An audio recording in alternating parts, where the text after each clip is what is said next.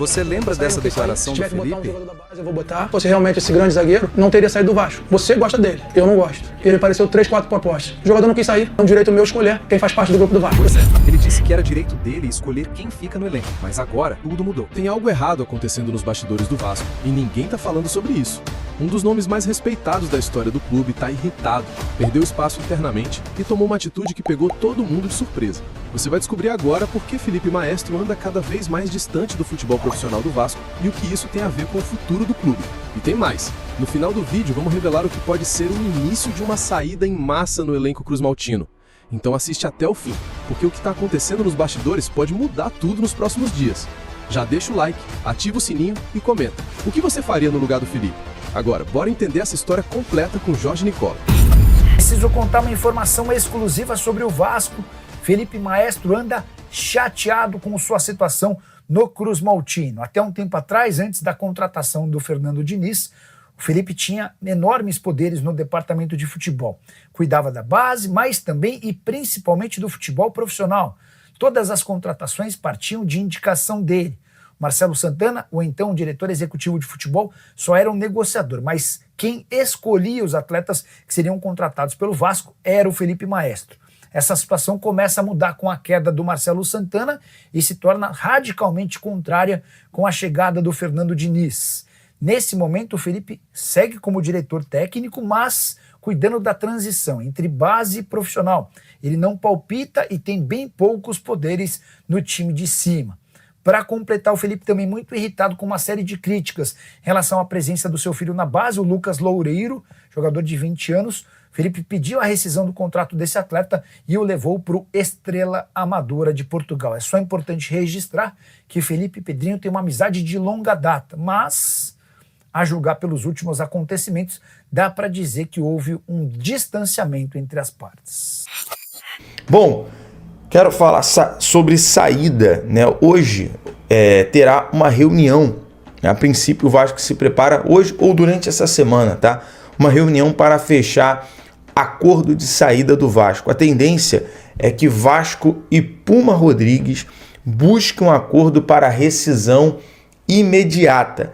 A staff do lateral vai se reunir com o clube nos próximos dias para tratar do assunto. Então, basicamente, durante essa semana, a staff, os representantes do jogador, do Puma Rodrigues, o uruguaio, vai se reunir com a diretoria do Vasco, pessoa do Admar, para poder realizar um acordo, seja para a continuidade do Puma, mas a princípio, pelo jogador, não pelo que tem sido mostrado, não estar nos planos do técnico Fernando Diniz, não é à toa que por opção técnica, por opção do Diniz, o Puma não foi utilizado na partida contra o Grêmio. Não foi relacionado nem ele e nem o Maurício Lemos. Puma gosta muito do Vasco, deseja renovar. A vontade do jogador é renovar, mas entende que precisa de mais minutos em campo para voltar a ser lembrado, né? Para estar no radar da seleção uruguaia, na pessoa do técnico Marcelo Bielsa. E surgiu uma informação em relação nesse assunto do Puma Rodrigues, é que o São Paulo avalia a chegada do jogador. O jogador foi oferecido por empresários e pode rescindir seu contrato com o Vasco. Não há negociação formal.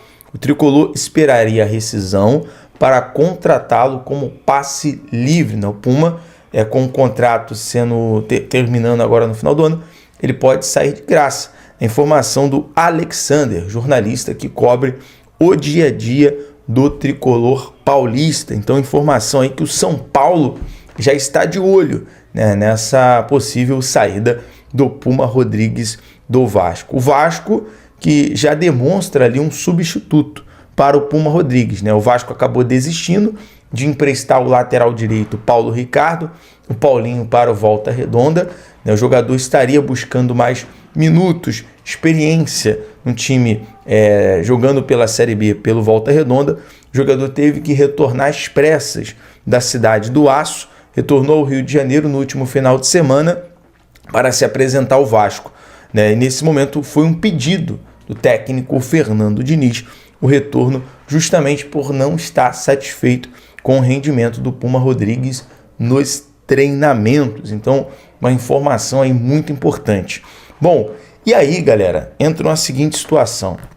Essa semana, a gente vai falar aqui sobre contratação, sobre o Vasco estar precisando de um zagueiro. Tem a situação do Alan Saldívia, que a imprensa chilena trouxe uma informação importante. Mas eu acho que a diretoria, seja Pedrinho, Felipe, Admar, mas principalmente o presidente, essa semana tem que ter como prioridade a questão do transfer ban. O Vasco precisa trabalhar nos bastidores para poder tirar o transfer ban em relação ao Juan Sforza sobre o News Old Boys, assim como conseguiu junto ao Nantes em relação ao Watson, por conta das contratações. Se você tem ali o transfer ban, como é que você vai contratar? Você fica impedido de contratar. Então tem essa situação ainda que o Vasco busca resolver essa semana. É prioridade essa semana, porque a janela está aí e o tempo corre. O tempo não espera. O Vasco vai acabar lutando contra o tempo para poder realizar contratações. A imprensa chilena soltou através do site da TNT Sports no Chile, teria oferecido 2 jogadores por Saldívia, inclusive o Puma e também o Jean Davi, né, sendo ali moeda de troca. O São Paulo está de olho no Puma, né? O Palmeiras também esteve de olho no Puma Rodrigues. Então eu acho muito difícil essa negociação pela moeda de troca, a não ser que utilize o Jean Davi, né, para poder diminuir ali a questão do valor por empréstimo. O jogador também viria emprestado com uma opção de compra. Eu utilizaria essa moeda de troca para poder diluir a questão dos valores. Bom, vamos aguardar. O fato que essa semana tem muita coisa para acontecer. Vamos aguardar essa reunião entre a staff do Vasco, entre a staff do Puma Rodrigues e também a diretoria do Vasco, para saber se vai fechar ou não a rescisão do jogador. Porque o Edmundo disse no canal dele, e ninguém veio a público contestar, ninguém da direção do Vasco, ninguém ligado ao Paulo Pitombeira, ao Léo Jardim, ao Thiago Mendes, que a contratação do Thiago Mendes foi uma imposição do Paulo Pitombeira para renovar o Léo Jardim. Ninguém veio a público dizer que não. Nota oficial, a informação não condiz com a realidade, está levantando um falso e tal.